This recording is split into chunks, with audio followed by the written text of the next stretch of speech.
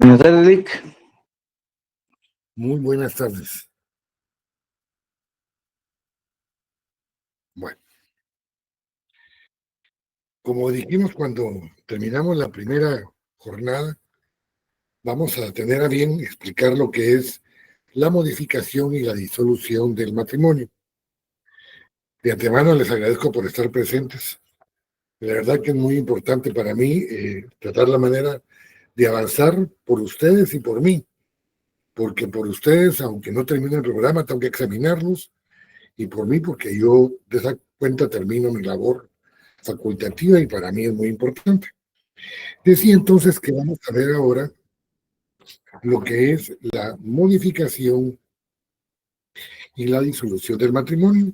Vamos a ver entonces lo que es la separación y lo que es el divorcio. Cuando hablamos de separación ya dije que es cuando la convivencia deja de existir, dice la hojita, se da una separación de hecho, esto es, no hay declaración jurídica de separación legal, surtirá sus efectos solo si existe declaración judicial. Dicho de otra manera, ya mencionaba anteriormente de que existe la separación cuando no se cumplen con todos los elementos del matrimonio. ¿Cuáles son los elementos del matrimonio? De acuerdo al artículo 78 del Código Civil, los elementos del matrimonio es que este es una institución social en donde hombre y mujer se unen legalmente, van a permanecer dentro del matrimonio, vivir juntos, procrear, alimentar, educar a sus hijos y auxiliarse entre sí. Bien, tomando en cuenta esos elementos, si dos personas casadas no viven juntos, estamos modificando el matrimonio, porque estamos quitándole el elemento que es el vivir juntos. De esta cuenta se da la separación. La separación, vamos a ver que puede ser de hecho cuando las personas simplemente se separan y ahí terminó el asunto. Sin embargo, vamos a ver que es judicial cuando le indicamos al juez, cuando le indicamos conforme la ley a las personas que ya no estamos viviendo juntos. ¿Seguimos casados? Claro que sí, solo que estamos modificando el matrimonio porque existe una separación de cuerpos. Mientras que el divorcio, según la hojita voy a leer para que vayamos todos en el mismo orden, dice, el divorcio etimológicamente deviene la palabra divorcio, que significa ruptura total del vínculo del matrimonio. Vamos a ver que cuando está la modificación o la separación de cuerpos, solo modificamos el matrimonio. Sin embargo, cuando hablamos de divorcio, estamos disolviendo el matrimonio. Damos, como dice acá, una ruptura total al vínculo matrimonial. Sustantivamente, entonces podemos indicar que el divorcio significa ruptura o disolución oficial del matrimonio. Bien, objetivamente entonces es un acto declarativo del juez por medio del que se resuelve el vínculo del matrimonio, dejando en libertad a los cónyuges para contraer nuevas nupcias. Acá vamos a una cosa muy importante. Primero, que la separación puede ser de hecho y puede ser judicial. Sin embargo, vemos que el divorcio única y exclusivamente puede ser por medio de un procedimiento, fuera este ordinario o ordinario, oral, cuando es de acuerdo a la voluntad de las partes, en este caso los cónyuges, los esposos, y va a ser litigioso cuando uno está de acuerdo y el otro no, y entonces el juez tiene que decidir dentro de un proceso ordinario. Doctrinariamente, entonces, podemos indicar que el divorcio voluntario o de mutuo acuerdo, lo que estoy diciendo, existe la voluntad de ambos cónyuges para disolver el vínculo matrimonial, fijando ellos las bases del divorcio, y el juez únicamente vela porque no se viole la ley en lo que respecta a las obligaciones de ambos cónyuges respecto de sus hijos como padres.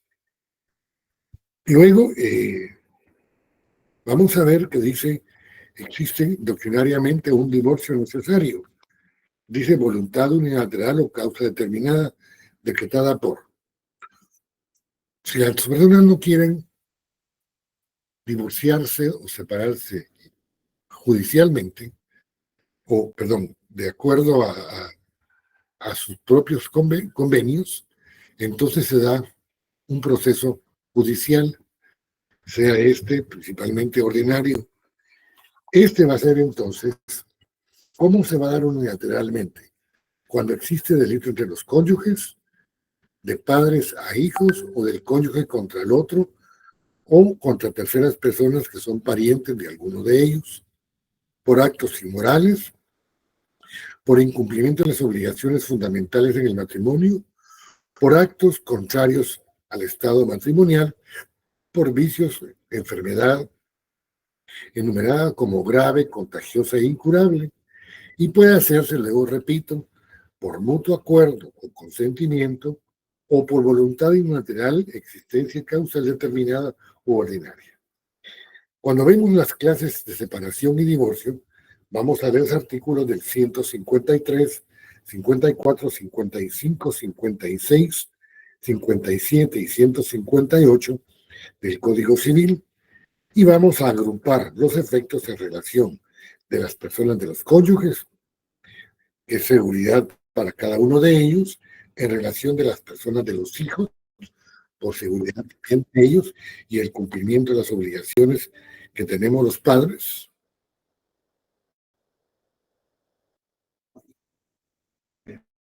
Y en relación a los bienes del haber conyugal.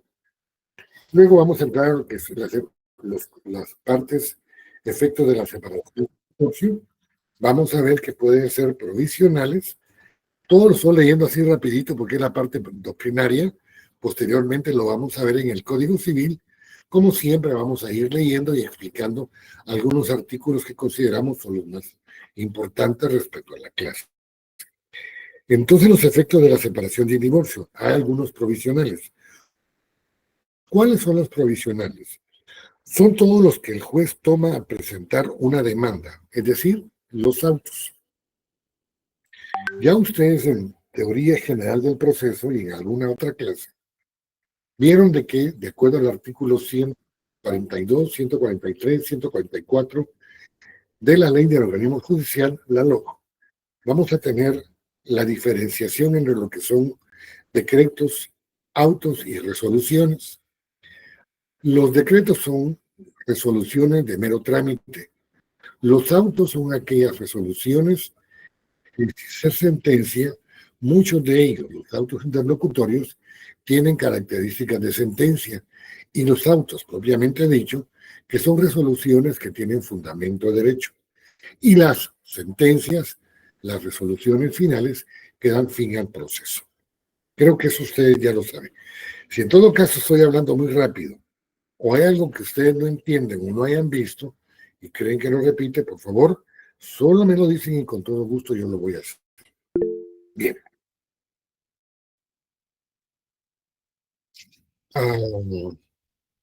A ver, Valerie, dígame. Buenas tardes, licenciado. Perdone, ¿usted me haría el favor de volver a explicarme lo que estaba diciendo sobre autos? Es que no lo entendí muy bien. Sí, se suena raro, pero no lo entendí. ¿Saben? Yo decía que ustedes esto ya lo vieron en teoría general de proceso y en otra clase. Creo que fue en introducción al derecho que vieron que, de acuerdo a los artículos 142, 143 y 144 de la Ley del Organismo Judicial, que habla, en la LOJ habla de ellos, dice que hay decretos, autos y resoluciones. Los decretos son resoluciones de mero trámite. Los autos, que se dividen en dos. El auto interlocutorio, que siendo auto, tiene características de sentencia. Y el auto, propiamente dicho, que es una resolución que tiene fundamento de derecho. Y las resoluciones, que son las sentencias que le dan fin a cada uno de los procesos. Eso había indicado. Bien. Decía entonces que los efectos de la separación y el divorcio son profesionales principalmente cuando el juez toma aquellos aspectos que son provisionales al presentarse la demanda. Aquí se va a emitir un auto, es decir, una resolución con fundamento de derecho. Primero, la existencia de la separación de los cónyuges. Luego, se deposita a la mujer. Explico esa parte.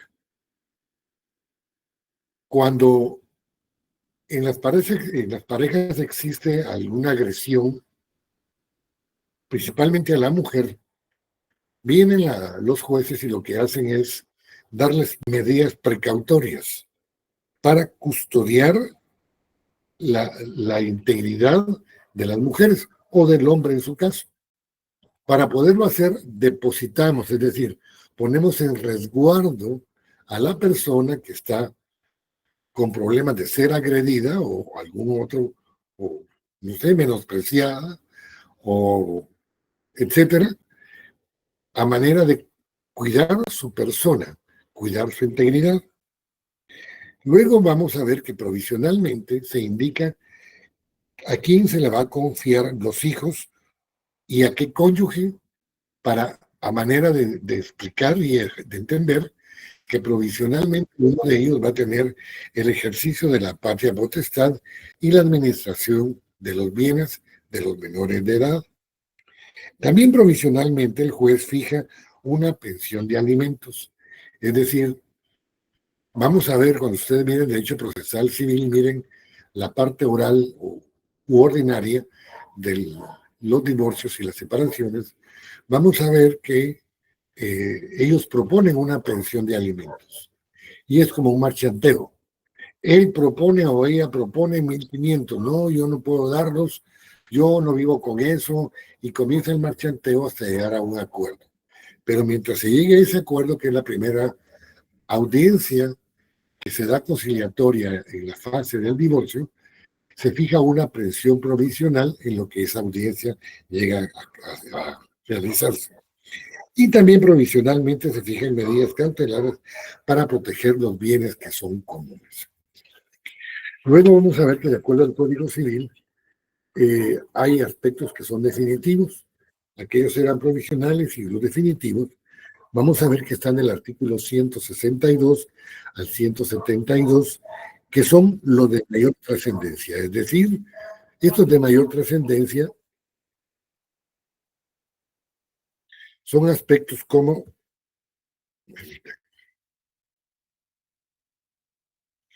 de mayor trascendencia como los que van a referirse ya sean a la situación permanente en que quedaron los separados o divorciados, sus hijos, sus bienes y la ejecutoria de la sentencia. Hay efectos comunes propios de la separación y propios del divorcio. Por ejemplo, efectos comunes.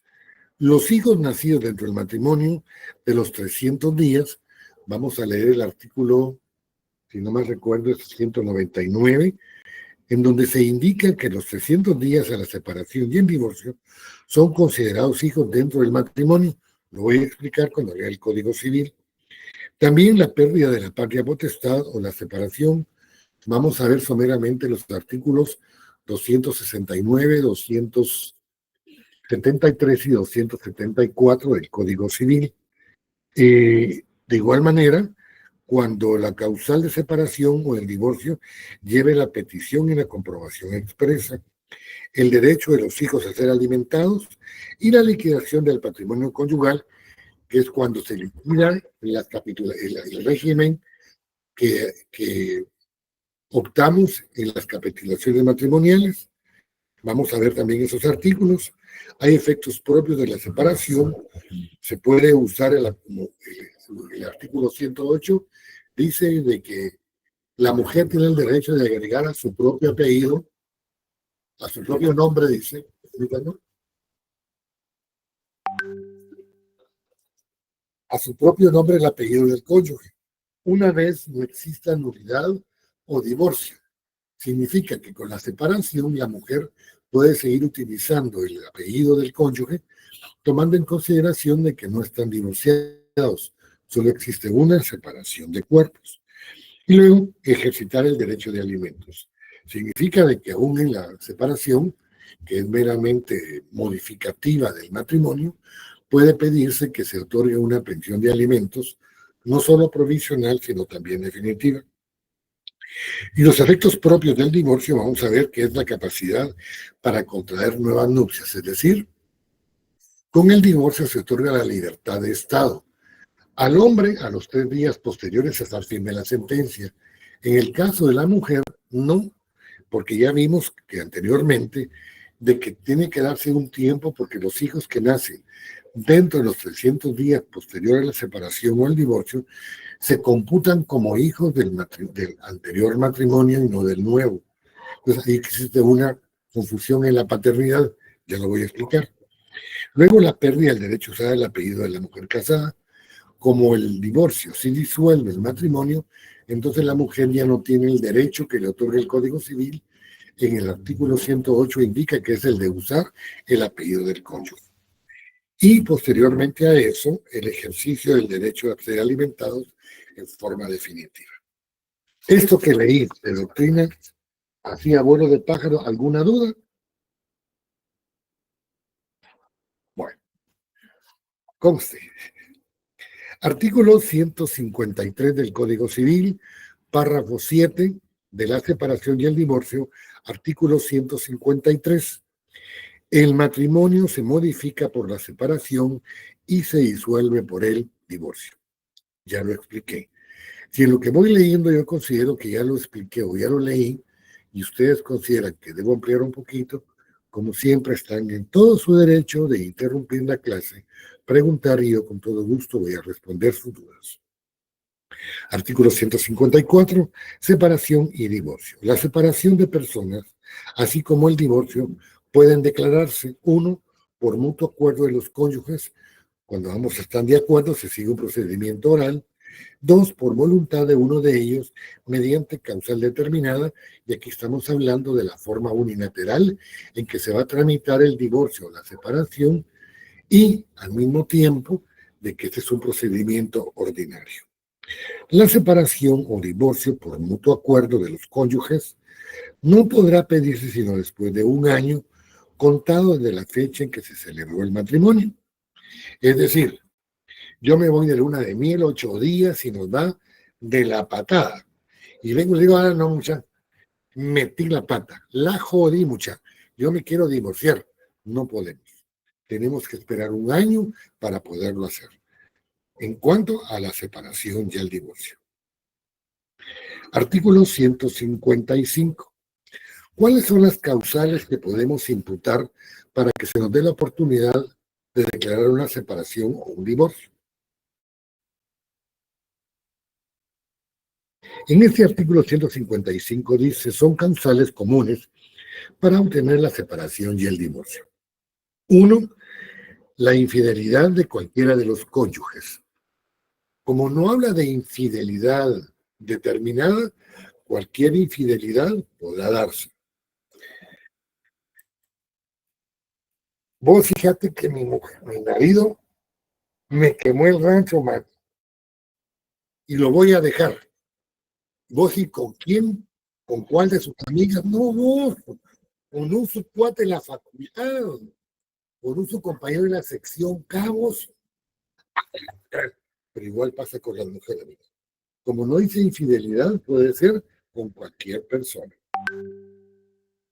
2. Dígame, Víctor.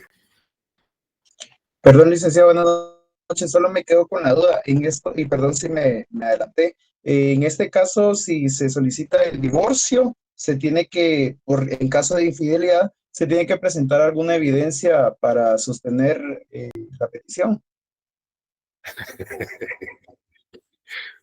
Mire, yo le voy a explicar. La gente dice, mire, es que tengo un video, tengo unas fotografías, tengo unos audios. Si estos no fueron autorizados por juez, no tienen valor. Ahora, si se solicita que investigue el juez y demás, sí puede tener valor, pero siempre existe la carga de la prueba. Es decir, yo digo que me estaba quemando el rancho con fulano de tal, habrá que demostrar que mentira. Mientras tanto se toma como válido. Gracias, licenciado. Bueno, 2. Los malos tratamientos de obra, las riñas y disputas continuas, las injurias graves y ofensivas y ofensas del honor, y en general la conducta que haga insoportable la vida en común. Yo muchas veces en clase digo, yo no sé cómo las personas se atreven a tratarse de, mira vos, hijo de una pu, esbalanqué. Esos son los de Popol Vuh, ¿eh? No estoy de malas palabras. Mira vos, tal por cual. Y después cuando quieren venir y decir, mire, es que me faltó respeto, no, ambos se lo faltaron. Entonces podrían ambos indicar que existe la posibilidad de demostrar que hubo riñas, malos tratamientos y demás. Hoy es un empujoncito con un dedo, mañana es con la mano, después es con la mano el brazo, después con el cuerpo y después una trompada y una patada. Entonces todo va en crecimiento. Lo mejor es no llegar a esos extremos. 3, el atentado de un cónyuge contra la vida del otro o de los hijos. Ustedes en derecho penal van a ver que existe, por ejemplo, los atentados, las amenazas, el delito en grado de tentativa. Podrían ser causales de divorcio. Antes de que se dé el delito, presentarse y decir, mire, el problema es que existen antecedentes y yo tengo temor a ser agredido o agredida y que aquí hago referencia. Ciertamente existe una ley de femicidio, pero yo considero de que no solo las mujeres son agredidas, sino muchas veces también los hombres. Entonces debería haber de alguna forma la posibilidad de demostrar que también el hombre en su momento puede ser agredido, no solo la mujer. No es que yo sea machista, sino considero de que tanto el hombre como la mujer tienen los mismos derechos, las mismas obligaciones, pero de igual manera tienen instintos difíciles que debemos tratar la manera de comprenderlos hasta donde nos sea posible, ¿verdad? Luego, 4, la separación o abandono voluntario de la casa conyugal o la ausencia inmotivada por más de un año. La pregunta es muchas veces, ¿cómo demuestro yo que se fue por más de un año o hace más de un año? Hay una resolución de la Corte Suprema de Justicia que dice que si uno en audiencia, en presencia del juez, indica de que la persona hace más de un año que abandonó la casa o el lugar conyugal y no hay oposición a lo mismo, entonces se da por válida la separación judicial y es una causal para el divorcio. 5, efectos de que la mujer dé a luz durante el matrimonio a un hijo concebido antes de la celebración, siempre que el marido no haya tenido conocimiento del embarazo antes del matrimonio. Una cosa es que nos casemos, mira, fíjate que nos tenemos que casar porque ya la hicimos. ¿Cómo así vos? Es que lo que hicimos aquel día no tiene nombre, ni apellido porque yo ya me voy, ¿va? No, momentito. Eso es antes del matrimonio. Pero ya en el matrimonio tenemos que indicar que si el esposo se casa y él no sabía de ese embarazo, aunque fuera suyo, es una causal que motiva tanto la separación como el divorcio, porque había desconocimiento de la otra parte. 5, la incitación del marido para prostituir a la mujer o corromper a los hijos. Hay una película muy buena, por cierto, en donde a un hombre le dicen que le dé a su mujer por unos días y le va a pagar $1,000,000 por estar con su mujer. Pero eso es prostituir. Si alguien tiene la oportunidad de tener un acto sexogenital con otra persona y le paga, eso ya es prostitución. No importa si es poco o es poquito, es mucho o es poquito. Es prostitución porque existe el pago. 7, la negativa infundada de los cónyuges a cumplir con el otro, con los hijos comunes, los deberes de asistencia y alimentación a que esté reglamentado. Se recuerda que cuando vimos los derechos y obligaciones del matrimonio, o que nacen del matrimonio, indicamos que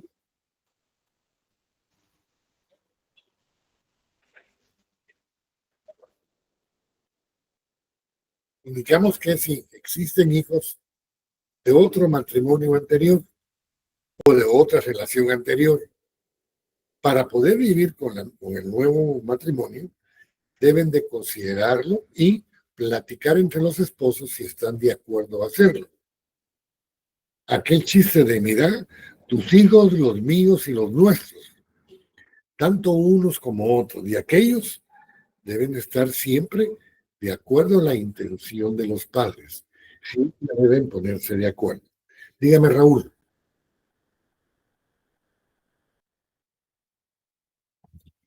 Raúl levantó la mano, dígame. Bueno. 8. La disipación de la hacienda doméstica. Es decir, disipar es gastarnos, es bajar el caudal económico que tiene el haber conyugal. 9. Los hábitos de juego o embriaguez, el uso indebido y constante de estupefacientes cuando amenacen causar la ruina de la familia o constituyan un continuo motivo de desvanecencia conyugal. Hay enfermedades sociales como son el alcoholismo, la drogadicción, el juego y algunos otros vicios. Y si eso va en perjuicio de la familia y la disipación del haber conyugal, también es una causa para poder motivar tanto la separación como el divorcio. 10. La denuncia o de delito o acusación calumniosa hecha por un cónyuge contra el otro.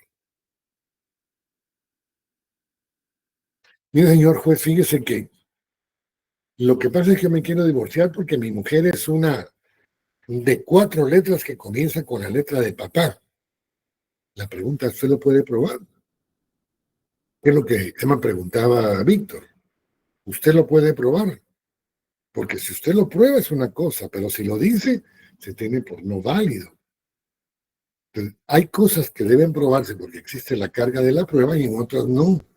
Debe probarse si uno dice que así tiene que ser. Yo en clase menciono mucho, todo lo que decimos debemos de probarlo, no es solo decirlo.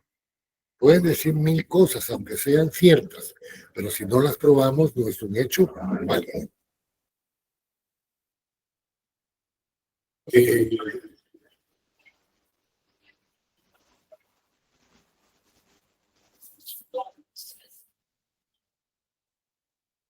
La condena de uno de los cónyuges de sentencia firme por delito contra la propiedad o cualesquiera otro delito común que merezca pena mayor de 5 años de prisión. Vamos a ver durante el contenido de este curso de que muchas veces, por ejemplo, si una persona es acusada de homicidio, por ejemplo, o de robo agravado, o de algún delito de esa índole, por más de 5 años, ¿qué es lo que sucede? Que la otra persona puede pedir tanto la separación como el divorcio. Y es una causal. ¿Por qué? Porque de una u otra manera está en riesgo no solo la familia, sino el haber conyugal, la unión familiar. Esa unión de conyugal se termina, se rompe, y es una causal para que se pueda pedir tanto la separación como el divorcio. La enfermedad grave, incurable y contagiosa y perjudicial al otro cónyuge o su descendencia. ¿Qué pasaría si un día llega la pareja de alguno de ustedes y le dice, mira, fíjate que te quiero contar de que de plano tenés SIDA porque yo tengo SIDA? Pero bueno, me la contagiaste, fue otra persona. O mira, fíjate que tengo alguna enfermedad venérea, no sé, tengo sífilis, ¿no? Pero yo, no, a mí me la contagió otra persona. Esa podría ser una causal de divorcio de alguna enfermedad. 13. La impotencia absoluta relativa para la procreación, siempre que por su naturaleza sea incurable y posterior al matrimonio. ¿Por qué posterior al matrimonio cuando hablamos de la impotencia absoluta relativa? porque si fue anterior ya lo sabía. Entonces no es causal porque había conocimiento de causa. Pero si es posterior al matrimonio, podría indicarse que, porque se pierde también un elemento del matrimonio, como es la procreación de los hijos. Las enfermedades mentales incurables de uno de los cónyuges, cuando vimos, se recuerdan ustedes, la incapacidad absoluta que vimos el estado de interdicción, indicamos que esto puede ser una causal de divorcio. ¿Por qué? Porque la persona volitivamente ya no es capaz. Luego dice 15, asimismo, la causa para obtener el divorcio y la separación de personas declarada en sentencia firme. Si existe una sentencia en donde se indique que existe alguna de estas causales, aunque fuere de otra índole, esta sentencia puede ser prueba para solicitar la separación o el divorcio, tomando como aquella resolución como causal de separación o divorcio para este que queremos tramitar ahorita. 156. Se presume voluntario el abandono e inmotivada la ausencia a que se refiere el inciso cuarto del inciso anterior. Dice la separación o abandono por más de un año. Anterior, la acción podrá ser promovida por cualquiera de los cónyuges. No importa quién se vaya. Si se va por más de un año, es una causa que motiva tanto la separación como el divorcio. En el artículo 157 dice que no son causas de separación y de divorcio los actos de infidelidad cometidos en conveniencia o con el consentimiento del otro cónyuge o cuando después de consumarlos conocidos por el otro ha continuado los cónyuges conviviendo. A esto le llamamos un acto, un hecho consentido. Yo vengo y un día no llego a dormir. Mira, ¿y por qué no venís a dormir? Me dice mi mujer. Es que fíjate que se me atravesó ahí en el trabajo a alguna persona y cosas van, cosas vienen y me quedé con ella a dormir. Sí, desgraciado, que te odio, que te detesto, pero siguen conviviendo y pasa otra vez y pasa otra vez. Ya uno puede indicar que ese es causal de divorcio por infidelidad, porque ya fue aceptado por uno u otro. Sí, en el caso de infidelidad de ella o de él, ya es un acto consentido, que esa causal no la pueden imputar. En el artículo 158, ¿quién puede solicitar la separación o el divorcio por causa determinada? El divorcio y la separación solo puede solicitarla el cónyuge que no haya dado causa y dentro de los 6 meses siguientes, al día en que haya llegado a su conocimiento los hechos. Fíjese, muchacha, que yo no sabía que mi marido tenía un amante de 5 años. ¿Y cuándo te diste cuenta? Hace una semana vos. A partir del conocimiento comienzan a correr los 6 meses para tenerla como causal de divorcio. Si pasados los 6 meses no demanda, no presenta la causal para la separación o el divorcio, se da como un hecho consentido. ¿Hasta aquí ninguna pregunta? Licenciado, No, licenciado. ¿Me mandan? una pregunta. Es que, disculpe, no entendí el artículo 155, el numeral 15, si no estoy mal. Sí, 15. No entiendo a qué se refiere con la separación de personas declarada en sentencia firme. Vamos a pensar que hay una sentencia en donde, ¿qué se leyó? Una persona en estado de ebriedad por problemas de alcoholismo tuvo un accidente y causó el homicidio de una persona. Viene y la sentencia va a ser en cuanto al homicidio, ¿verdad? Y en cuanto a su enfermedad de alcoholismo. Es en un proceso penal.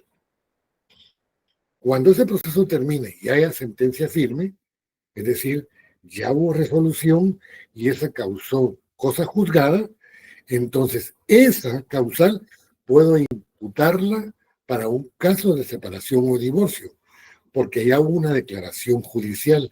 Entonces la puedo tomar tomando en consideración aquella resolución en donde indica que él iba con una persona con la cual me causó a mí infidelidad y aparte se va a declarar que existe alcoholismo o drogadicción, por ejemplo, desde ese punto de vista yo la voy a tomar como causal determinada en mi separación y el divorcio, aunque aquella fuere penal.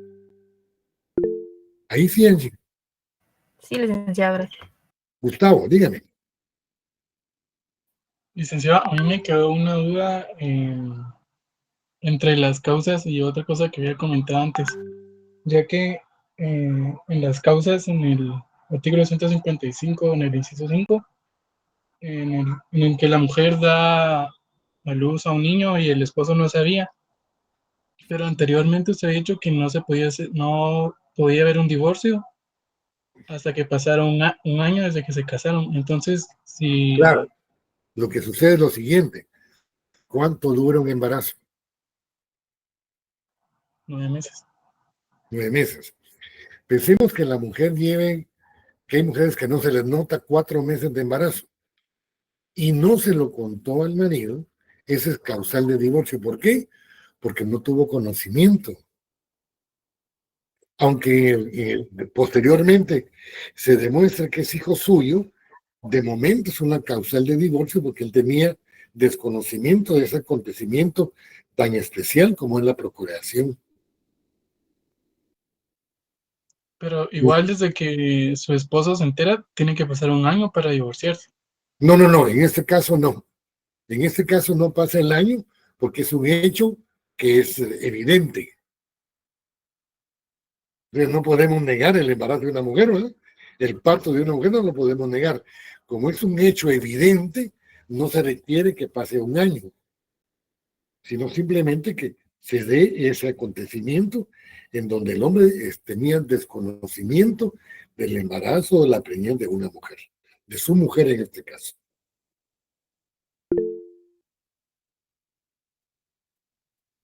Gladys.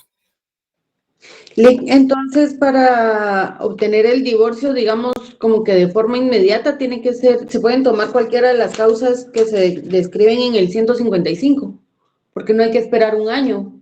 No. Gustavo me preguntó sobre el quinto, y yo le expliqué el quinto. No, en los demás hay que esperar un año. Bueno. Pero la infidelidad, para la incitación a constituir y todo. A menos que se constituya como un hecho evidente. Entonces ya no habría que esperar un año porque hay un hecho evidente, pero tendríamos que probarlo. Ya entendí cuál es la pregunta. Tienen razón ustedes. En las causales, cuando es causa determinada, hay que esperar un año. Si se puede demostrar y es un hecho evidente, no. Es la respuesta. Perdón, Gustavo, perdón, Gladys. Gracias. No había entendido la pregunta. Disculpen. ¿Alguna otra pregunta? Bueno. Párrafo 8. Efectos de la separación y el divorcio. Artículo 159. Son efectos civiles comunes de la separación y el divorcio los siguientes. Ya lo leí anteriormente. ¿Qué tenemos que hacer cuando existe la separación o el divorcio? Cualquiera de ambos. Primero, la liquidación del patrimonio conyugal. ¿Cómo liquidamos el patrimonio conyugal? Liquidando el régimen económico al cual estamos adscritos. Derecho de alimentos a favor del cónyuge inculpable y, ahora, cuando habla de la pensión de alimentos del cónyuge inculpable, ¿qué significa? Que solo la mujer puede recibir alimentos o también el hombre. Los hijos obviamente sí, ¿verdad? Pero en cuanto al hombre y la mujer, cuando se demuestra la inculpabilidad, tanto uno como el otro pueden solicitar la prestación de alimentos. 3.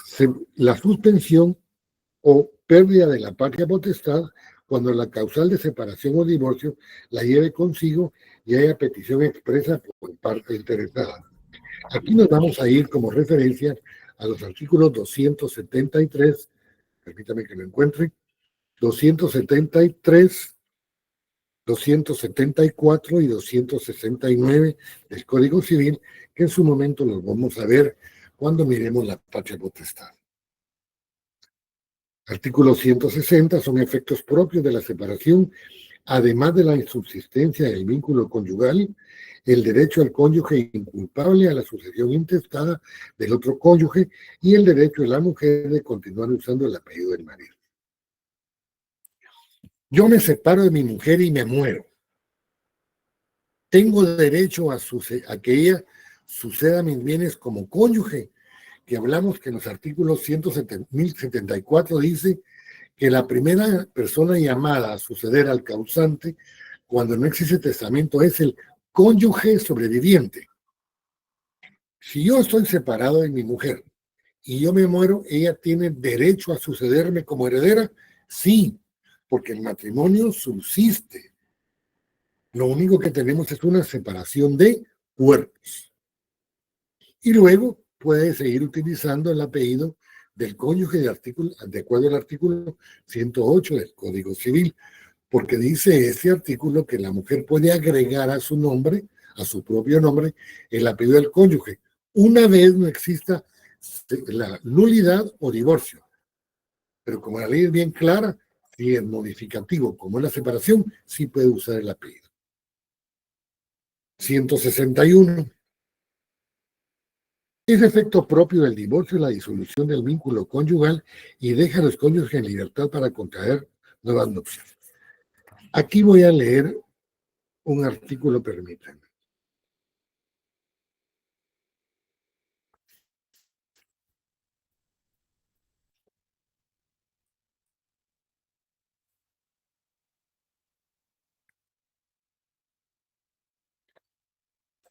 Todavía no.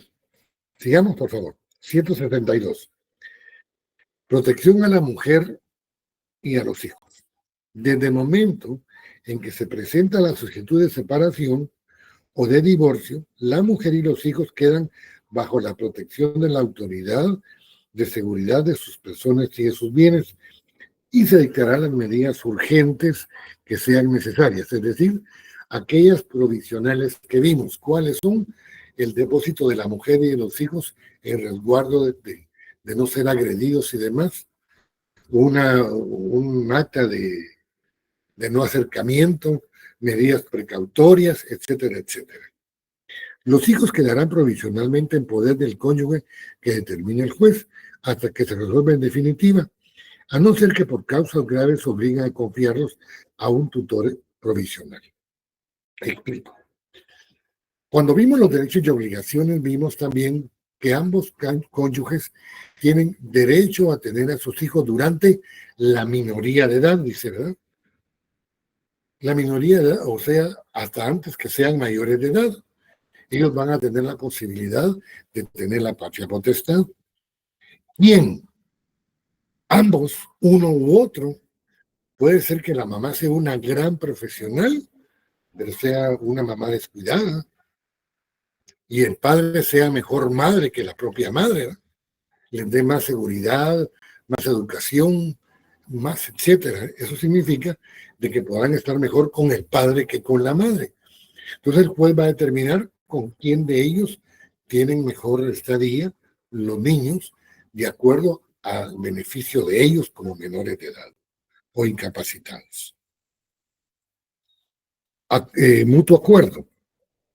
Cuando se da por mutuo acuerdo es cuando ambas personas están de acuerdo tanto en la separación como en el divorcio. Artículo 163 del Código Civil.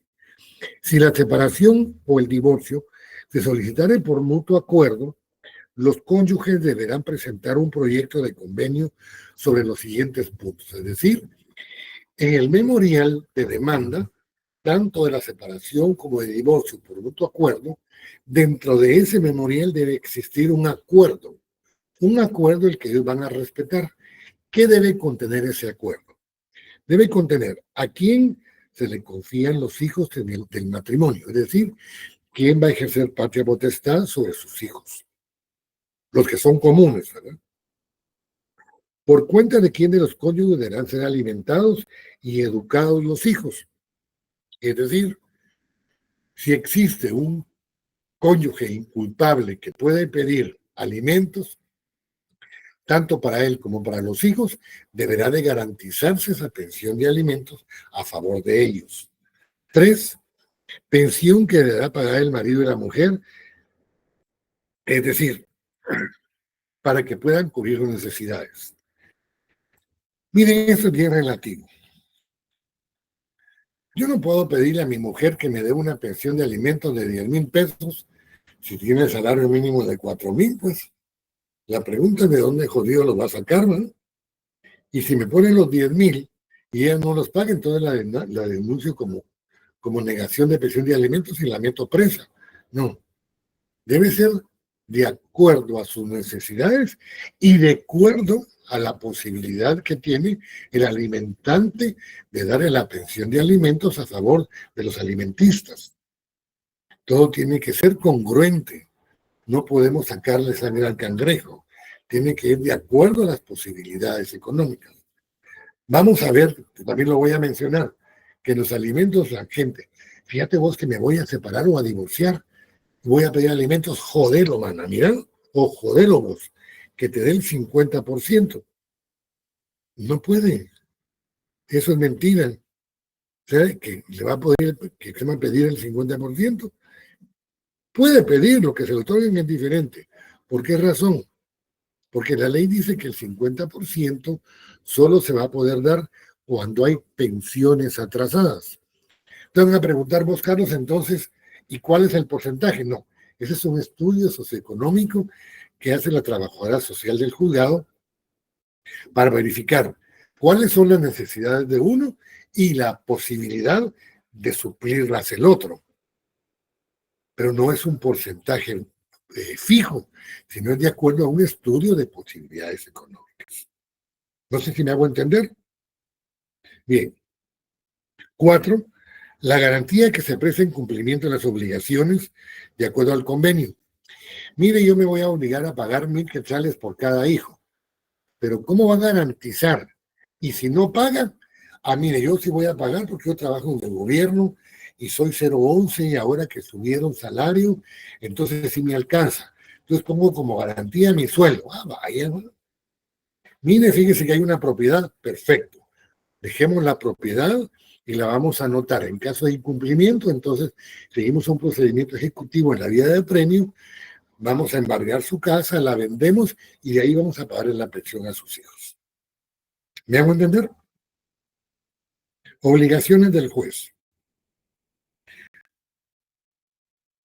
Para el efecto expresado en el artículo anterior, el juez, bajo responsabilidad, debe calificar la garantía y si ésta, a su juicio, no fuera suficiente, ordenará la ampliación de manera que lo estipulado asegure satisfactoriamente las obligaciones de los cónyuges. Es lo que está explicando, que la persona viene y va a poner como garantía su salario, sus emolumentos, ¿verdad? Etcétera, etcétera, sus bienes, para poder cumplir con su obligación de la prestación de alimentos. En el artículo 165 nos habla de que la separación y el divorcio se demandará por causa determinada y deberá el juez resolver las cuestiones que refiere el artículo 163, es decir, el acuerdo que debe contener tanto el convenio de separación como de divorcio y que dar cumplimiento a efecto de tener no solo obligaciones provisionales, sino definitivamente en su caso cuando se declare sentencia. ¿A quién se confían los hijos? Los padres podrán convenir a quién de ellos se confían los hijos, pero el juez, por causas graves e inmotivadas, puede resolver en forma distinta tomando en cuenta el bienestar de los hijos. Podrá el juez también resolver sobre la custodia y cuidado de los menores con base en estudios e informes de trabajadores sociales y de los organismos especializados de protección en cuanto a la verdad. Es lo que mencionaba. El juez, de acuerdo al estudio social económico que se va a hacer en el juzgado, va a tener a bien decidir quién es más prudente, si el padre o la madre, para tener a sus hijos tomando en consideración de ser alimentados, educados y siempre que sea a favor de ellos y no precisamente de alguno de los otros. Yo siempre digo de que los padres ya saben a qué se metieron y tienen que responder por sus obligaciones. Y de igual forma, luchar por sus derechos. Pero los hijos no tienen culpa. Todos hemos sido hijos de dominio en algún momento. Nunca pedimos venir al mundo. Pero si ya estamos, nuestros padres lo que tienen que hacer es darnos la posibilidad de una u otra manera de poder darnos mejores posibilidades de vida. En el artículo 167 habla de la obligación de los padres separados. Cualquiera que sea la estipulación de los convenios y la decisión judicial, el padre y la madre quedan sujetos, en todo caso, a las obligaciones que tienen para con sus hijos y conservar el derecho a relaciones. Significa esto, de que muchas veces los padres, cuando se separan o se divorcian, no se separan y se divorcian de la pareja, sino se separan y se divorcian de los hijos. No, si uno no deja de ser padre, ni ellos dejan de ser nuestros hijos. Solo hay un problema en la que era mi pareja. Pero a ellos tenemos que darle todo, porque son parte nuestra. Obligación del juez respecto a los hijos. En cualquier tiempo el juez podrá dictar, a pedido de alguno de los padres o de los parientes consanguíneos, o de la Procuraduría General de la Nación, las providencias que considere beneficiosas para los hijos y sean requeridas por nuevos hechos. Señor juez, fíjese que dice un hermano de uno de los cónyuges. Mi hermano o mi hermana se fue a Estados Unidos a trabajar y el juez resolvió quedar bajo nuestra custodia como parientes de los niños. Sin embargo, el padre lo solicitó, o la madre lo solicitó, pero les dan maltrato, no les dan de comer, no tienen estudio, bla, bla, bla, bla. Solicitamos entonces que el juez rectifique esa resolución. Pueden hacerlo. Pueden solicitarlo siempre que sea a beneficio de los menores. Pensión a la mujer inculpable gozará de la pensión de alimentos, a que se refiere el inciso 363, el cual se fijará por el juez a cualquiera de los cónyuges, teniendo en cuenta las posibilidades que deba prestarlas y la necesidad de que deba recibirlas. La mujer gozará de una pensión mientras no contraiga nuevo matrimonio y el marido culpable tendrá el mismo derecho. ¿Qué significa esto? Tanto el hombre como la mujer ya vimos que tienen derecho a una pensión de alimentos. Pero si yo me caso con otra persona o ella se casa con otra persona, entonces queda sin efecto la pensión de alimentos porque ya tiene una nueva relación. Algo así como dicen en mi tierra, ¿verdad? Ya tiene quien la mantenga, ¿verdad? Entonces ahí ya deja de tener efecto aquella pensión de alimentos por las nuevas nupcias o el nuevo hogar que está formando con tercera persona. A ver, Joel, dígame. Licenciado, una pregunta con respecto a eso. Dicen nuevas, o sea, que tenga un nuevo matrimonio. Y en dado caso, simplemente es unión de hecho declarada. Si usted lo puede probar para quitarle la pensión de alimentos, puede hacerlo y el juez lo va a tomar en consideración. Ah, ok. Emiliano, dígame. Sí, le queda lo mismo, pero digamos, la unión de hecho no está declarada en sí. También pasa lo mismo, ¿verdad? Lo que sucede es lo siguiente. Después de esto vamos a ver casualmente la unión de hecho y vamos a volver a explicar esta parte.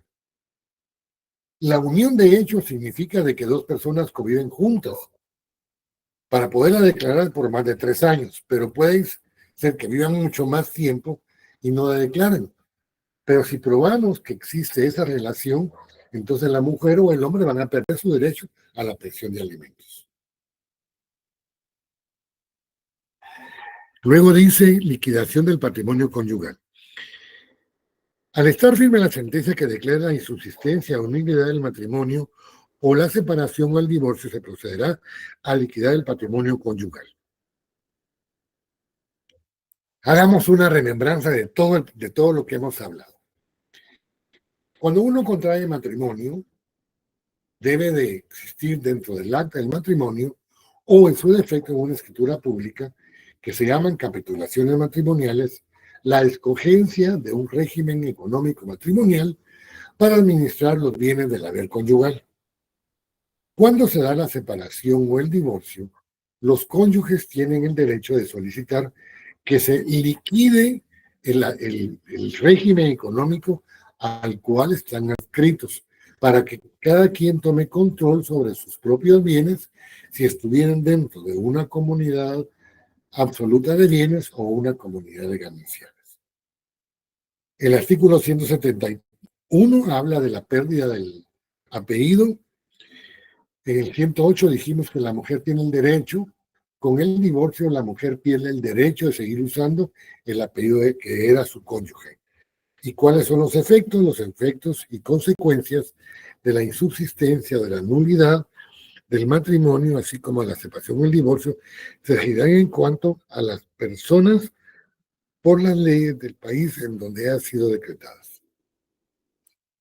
Este artículo habla nuevamente de la locus regit actum. Ciertamente nosotros vamos a otro país llevando nuestras leyes, la mochila que es nuestro domicilio, la ley de nuestro país. Pero si contraemos matrimonio en país extranjero, de alguna manera cuando liquidamos o disolvemos nuestro matrimonio, deberán haber formas para poder liquidar el haber conyugal, indistintamente de cómo se maneje el matrimonio en otras latitudes. Tenemos que hacerlo, pero sin perder de vista nuestros derechos como guatemaltecos o guatemaltecas. ¿Hasta aquí alguna pregunta?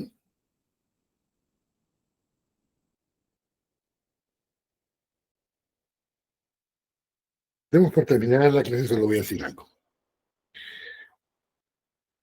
¿Se recuerdan que el primer día de clase les dije algo muy importante? Otra, Mariel. O yo soy muy cabrón y ustedes muy inteligentes, o yo soy un mal catedrático y ustedes son unos babosos porque no hacen preguntas. Si ustedes consideran que no hay dudas porque yo soy muy cabrón, gracias. Pero consideren de que uno tiene que tener dudas y preguntarlas. El hecho de querer salir rápido de la clase no significa que no aprendamos. Yo prefiero dejar a medias la clase, pero explicar debidamente todo el contenido. Marieli me estaba hablando, dígame por favor. No, no, licenciado, perdón, se me fue la mano. Bueno, Víctor.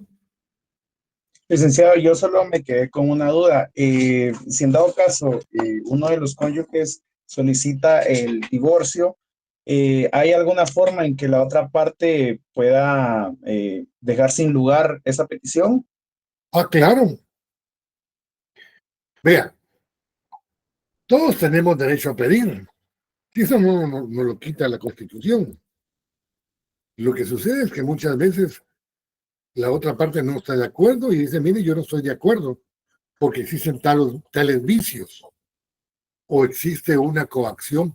Por ejemplo, vamos a pensar que yo adoro a mi suegra, pero vamos a pensar que la madre y mujer le dice, mira, a mí no me gusta como tu marido. Divorciate o te desheredo. Viene y presenta el divorcio. Le digo, miren, la verdad es que ella no es que quiere el divorcio. Hay una coacción por parte de la madre para no darle herencia. Entonces yo puedo oponerme, ¿verdad? Porque existe un vicio en el consentimiento. Hay muchos vicios, pero en este caso el consentimiento. La otra pregunta. Gracias. La otra pregunta. Hay otra mano levantada, pero ya sé. A ver, Estrella. Sí, licenciada, disculpe. Esta pregunta es de la clase de hace rato. Es que no me quedó muy claro esto de los cónyuges extranjeros del artículo 130. No sé si ¿Qué es lo que no le podría- quedó claro, mi querida amiga? todo. La verdad, solo escuché. El artículo Sí, les- 130 dice: el régimen de bienes entre cónyuges extranjeros de una misma nacionalidad se determina a falta de capitulaciones por la ley personal de las que es común en el momento de la celebración del matrimonio. Si son guatemaltecos, aunque se casen en el extranjero, si ellos anotan su matrimonio en Guatemala, aunque no hayan indicado el régimen económico, la ley les va a otorgar el subsidiario, que es el mismo que de gananciales.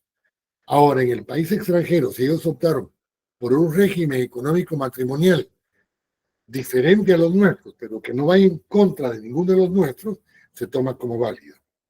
Luego dice, si fueren de distinta nacionalidad, por la del lugar en que los esposos fijaron su primer domicilio conyugal. Es decir, alguien mencionaba ese que fue Gladys. ¿Cuál es el primer domicilio conyugal? En donde se casaron, en donde comenzaron a vivir. Fuera aquí, si es uno guatemalteco, o en el extranjero si el otro es extranjero dependiente nacional de aquel país, o en un país diferente a ambos como cónyuges. Va a ser de acuerdo a las leyes propias de cada país, una vez no vayan en contra de nuestra propia legislación. Ah, ya. Muchas gracias, licenciado. Joel Alberto. Yo tengo una pregunta. Por favor. Porque estaba leyendo ahorita, con lo que estamos leyendo y hablando, ¿cuál es la diferencia que hay entre la separación y un divorcio? Porque habla de los dos. La separación es modificativa. Solo tenemos una separación de cuerpos. Mientras que el divorcio es disolutivo. Es decir, dejamos sin efecto el matrimonio. No lo anulamos, sino lo disolvemos, lo dejamos sin efecto. Esa es la diferencia. Stephanie. Buenas noches, licenciado. Fíjese que yo no le entendí del artículo 163 del mutuo acuerdo del inciso 4. No le entendí a qué se refiere.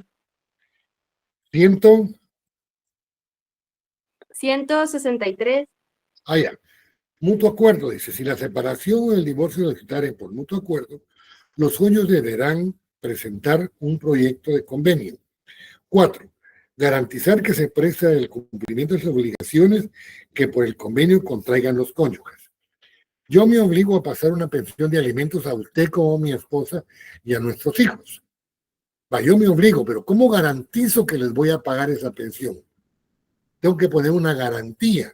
Esta puede ser porque voy a anotar un bien inmueble, porque voy a agravar mi salario o alguna otra forma para garantizar que yo voy a cumplir con la obligación del pago de la prestación de alimentos.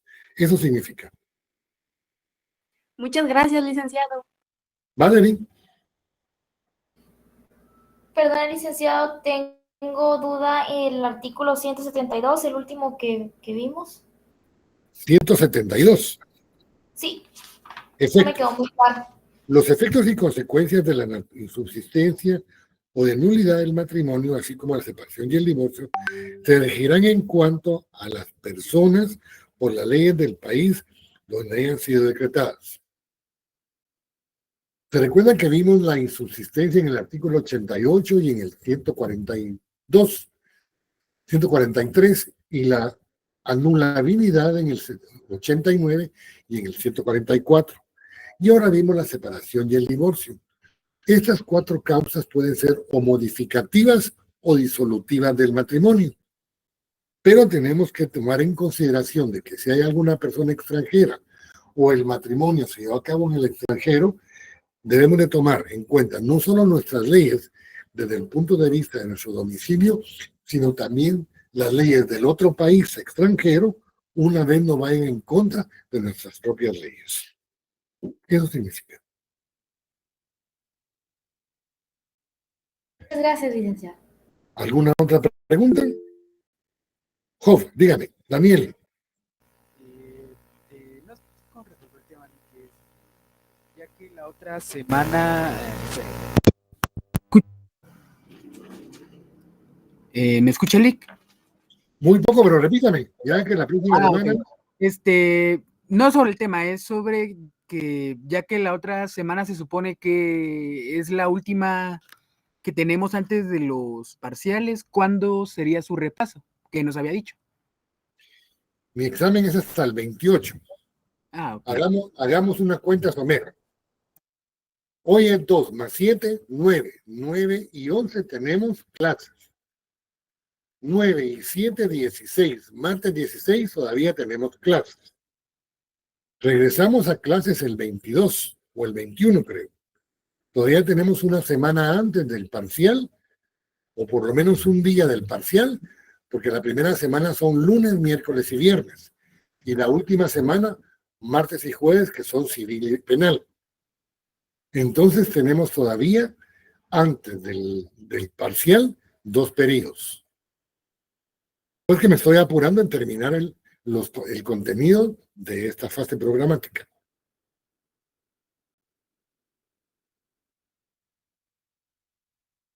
Gracias, Lick. Solo era eso. Gracias. Para servirle, ¿alguna otra pregunta?